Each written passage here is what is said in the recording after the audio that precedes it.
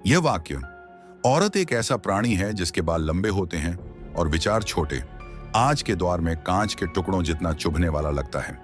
ये एक बीते समय की सेक्सिस्ट सोच का प्रतीक है और सही ही है कि इसे आज नकारा जाता है। लेकिन यह वाक्य लिखा था जर्मन दार्शनिक आर्थर शोपेनहावर ने, जो अपने गहरे निराशावाद के लिए जाने जाते हैं। एक ऐसा व्यक्ति जिसकी दृष्टि तो काली थी, लेकिन बुद्धि निर्विवाद रूप से तेज।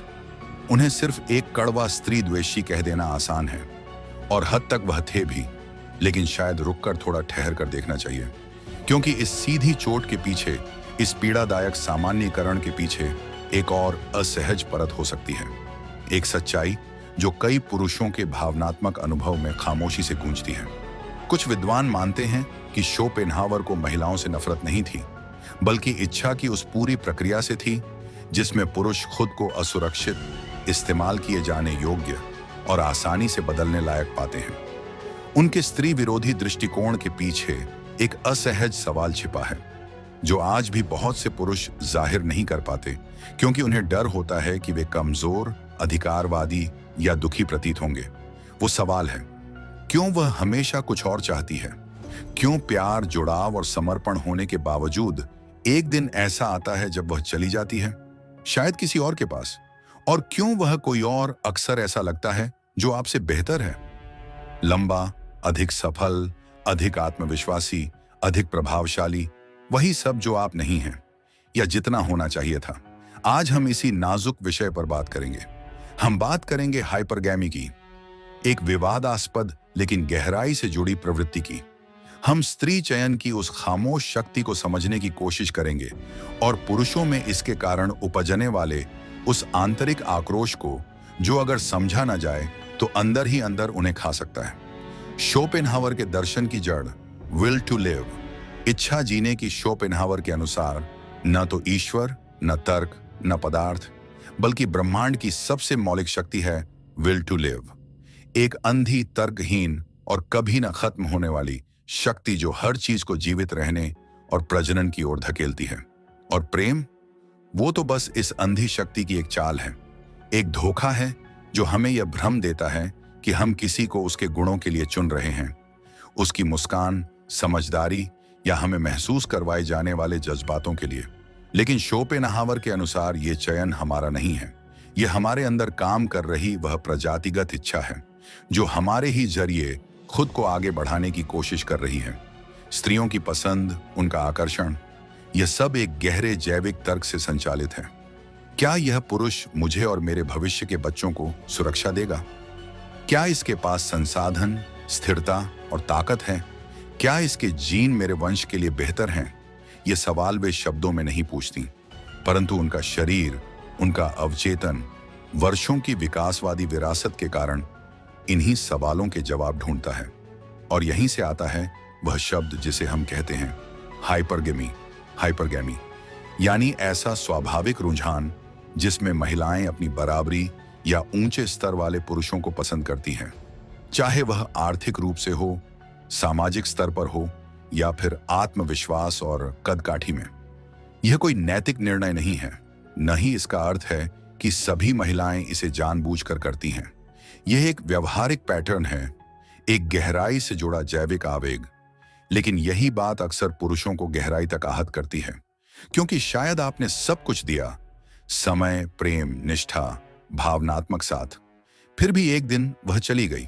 और जब आप देखते हैं कि वह अब जिस व्यक्ति के साथ है वह समाज या उसके अवचेतन द्वारा उच्च मूल्य वाला समझा जाता है, तब एक चुभन होती है जो आत्मसंदेह में बदल जाती है।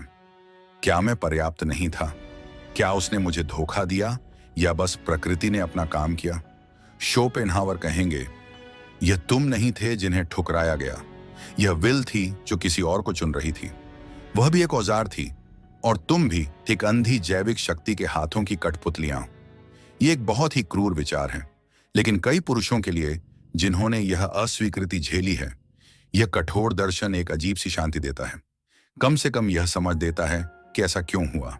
लेकिन खतरा यहीं से शुरू होता है, यह समझ कहीं क्रोध न बन जाए। शोपेनहावर के लेखन में एक तीखा व्यंग्य है, एक ऐसा दर्द जो उन्होंने कभी खुले तौर पर स्वीकार नहीं किया, लेकिन उसकी गूंज उनके हर शब्द में है। उनकी मां के साथ उनका तनावपूर्ण संबंध, प्रेम में उनकी असफलताएं, शायद उन्होंने इस आघात को दर्शन में तब्दील कर दिया। कई पुरुष भी यही करते हैं, आक्रोश को दर्शन बना देते हैं। वे सब एक जैसी हैं, उन्हें सिर्फ पैसे वाले चाहिए, प्यार एक धोखा है। ये वाक्य दर्द की कवच बन जाते हैं ताकि कोई अंदर झांक न सके। लेकिन अगर हम थोड़ा और गहराई में झांकें तो वहां सिर्फ नफरत नहीं है, बल्कि एक बहुत ही गहरा दुख है। एक ऐसा पुरुष जो सब कुछ देता है पर फिर भी चुना नहीं जाता। क्या इसका मतलब यह है कि महिलाएं स्वार्थी, चालाक या ठंडी होती हैं? नहीं। जैसे पुरुष युवा और सुंदरता के प्रति जैविक रूप से आकर्षित होते हैं, वैसे ही स्त्रियां सुरक्षा, शक्ति और दिशा से आकर्षित होती हैं। यह स्वाभाविक है, इंस्टिंक्टिव है।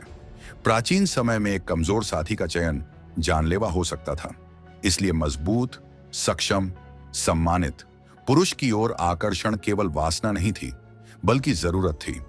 आज भले ही जिंदगी सुरक्षित हो गई हो, लेकिन जैविक तंत्र और प्रवृत्तियां एक रात में नहीं बदलती। आज खतरा आर्थिक ठहराव है, उद्देश्यहीनता है, आत्मिक थकावट है।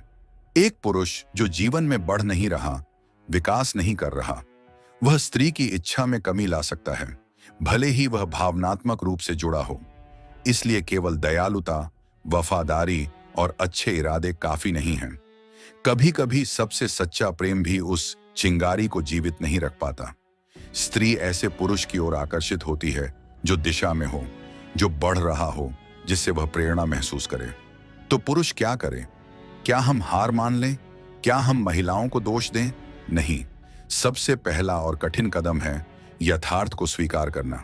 यह मत सोचिए कि सब कुछ आपके बस में है, लेकिन यह भी मत मानिए कि आप असहाय हैं।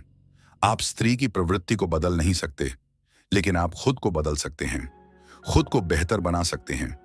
न अपनी मान्यता को स्त्रियों की पसंद पर टिकाएं, बल्कि अपने विकास पर टिकाएं। अपने शरीर को स्वस्थ करें, अपने मस्तिष्क को ज्ञान से पोषित करें, भावनात्मक बुद्धिमत्ता को विकसित करें, संप्रेषण में स्पष्टता लाएं, उद्देश्य खोजें जो किसी रिश्ते से परे हों।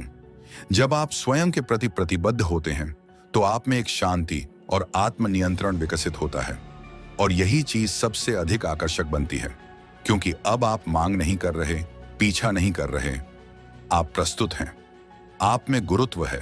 अब आप मूल्यवान हैं क्योंकि आप स्वयं को जानते हैं। और यदि फिर भी वह चली जाती है तो भी आप टूटेंगे नहीं, क्योंकि अब आपका मूल्य किसी और की पसंद पर नहीं टिका है। यह है सच्चा आत्मविश्वास, जो अस्वीकृति के डर में नहीं, बल्कि उस विश्वास में टिका होता है कि मैं फिर से खड़ा हो सकता हूं। यही है वह असली विजेता पुरुष, जो खुद को जीतता है, जो अपने दर्द को शक्ति में बदलता है, जो निर्माण करता है जहां पहले टूटन थी। अंत में वह शायद सच में कुछ बेहतर चाहती है, स्थिति, सुरक्षा, ऊर्जा, महत्वाकांक्षा। लेकिन इसे विश्वासघात न समझें, बल्कि एक निमंत्रण समझें। खुद से पूछिए, क्या आप भी अपने आप से कुछ बेहतर नहीं चाहेंगे?